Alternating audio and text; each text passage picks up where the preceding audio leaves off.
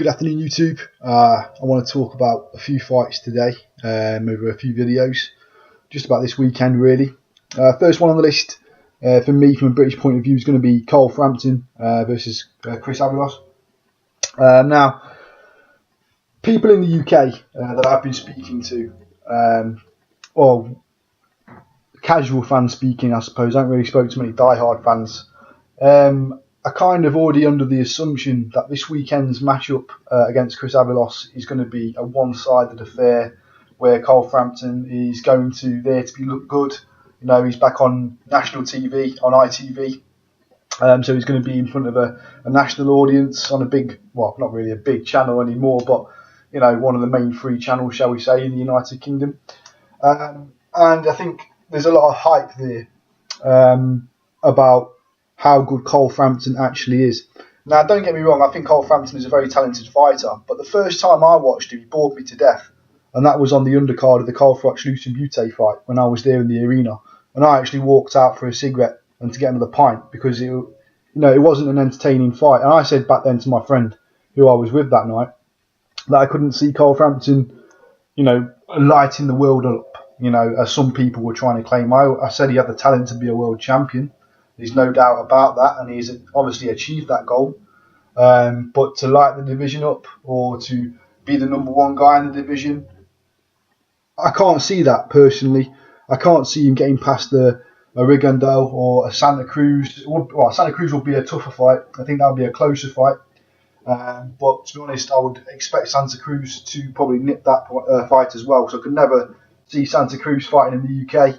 So if that fight was to happen, it'd probably be a USA fight. And I could see the judges' scorecards going in Santa Cruz's favour. Even domestically speaking, Super Bantam, we've got, of course, Scott Quigg, who's a WBA regular. And we have another up-and-comer in Kid Galahad, or Barry Awad, whichever you prefer to call him as nowadays. And it would be interesting to see Frampton get past those two, let alone, move on to a Santa Cruz or Rigondeaux fight. I personally think Scott Quigg beats Frampton. I just think Scott Quigg would get inside Frampton's jab, work the body on the inside, slow Frampton down into the later rounds, and then before start landing the bigger headshots. I wouldn't expect Scott Quigg to stop Frampton, but I would just expect Scott Quigg to be a little bit too quick in and out of the pocket, and I would expect someone like Scott Quigg to be able to get inside Frampton's jab and inside his range a little bit easier than most would. But going on to this Saturday's fight, ignoring my opinion of Frampton, there's probably a lot of people out there that disagree with me. But this Saturday's fight, my point is that a lot of people think it's a walkover. Let's have a look at Avalos' record for a second. I think you'll find it's not going to be as straightforward as some people are trying to make it out to be. Okay. Now, Chris Avalos has 2 defeats on his record, of course. A defeat quite a few years ago via split decision against a fighter. I can't actually remember his name, but I know his most recent fight was he actually lost to Gary Russell Jr. Now, his other loss on his record is another split decision defeat, which is a fight I have watched, and that was against Jonathan Romero.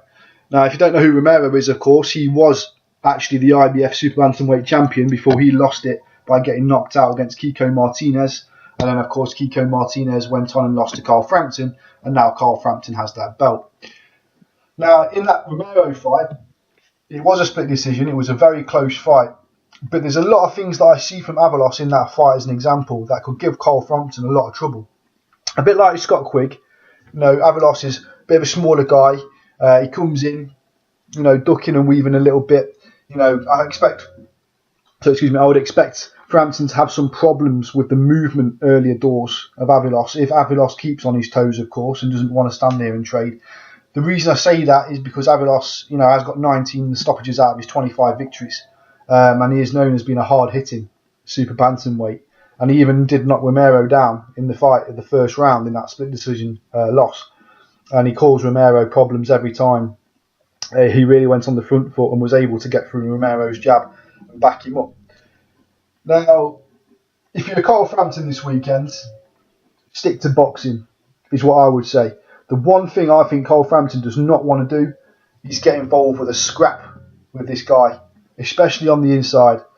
The one thing that Avalos is good at, from what I've seen of him, He's very good at getting inside the jab, landing his right hands and backing people up onto the ropes. And if he gets you on the ropes, he does unleash some furious combinations. So for me this weekend, I think Avalos can cause Carl Frampton a lot of problems and give him a real test, especially on the inside game. And now Carl Frampton isn't too bad on the inside himself, but Carl Frampton, I would expect this weekend just to use the boxing skills, use the movement, keep Avalos at the end of a jab, throw your combinations from the range, keep the space in how he wants to keep it. It's easier said than done against a fighter like Chris Avalos, but that's what Frampton needs to do. This weekend, if Frampton ends up in a punch-out with this guy, I would say Avalos is going to win. If Frampton gets involved unnecessarily and lets Avalos into the fight, fighting his own game, Frampton will be given nightmares in Belfast on Saturday night, and that is my opinion. I don't expect Avalos to win if Frampton boxes to the best of his ability and keeps to a strict game plan. But it just, it's going to be an interesting one, because if Avalos can break through the Frampton guard and through the Frampton jab and get on the inside,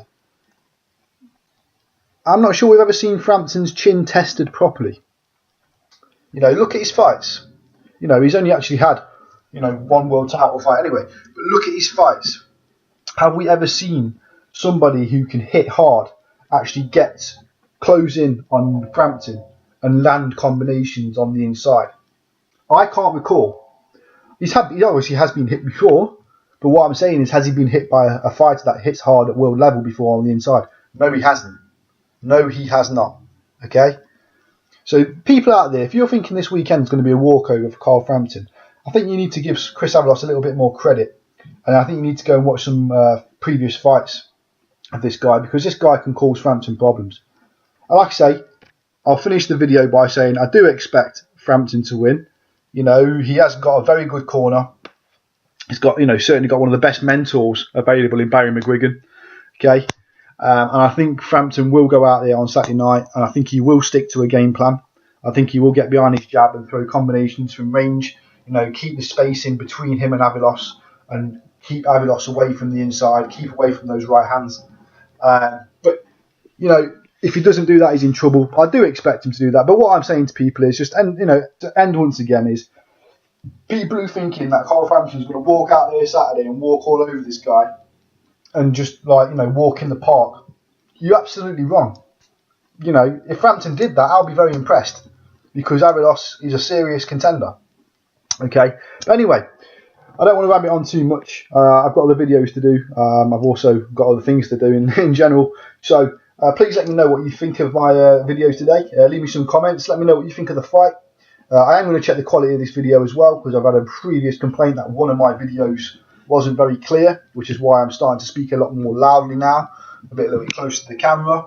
I don't want people to look on one of my videos and be put off by the fact that the quality's crap. So let me know what you guys think. Thanks for stopping by.